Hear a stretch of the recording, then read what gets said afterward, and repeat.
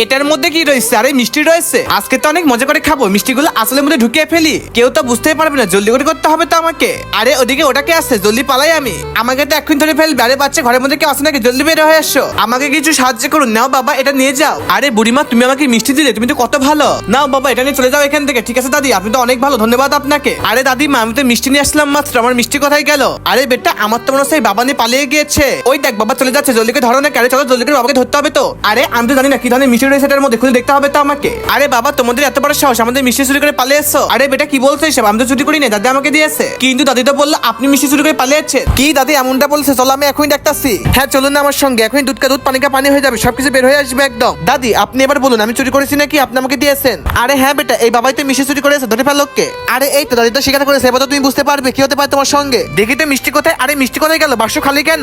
এই দুটি ছবির মধ্যে তোমার কোনটি ভালো লেগে থাকে সেটার জন্য ভিডিওটাকে লাইক, চ্যানেলটাকে সাবস্ক্রাইব করে দাও। আর তুমি এক নাকি দুই কমেন্ট করো।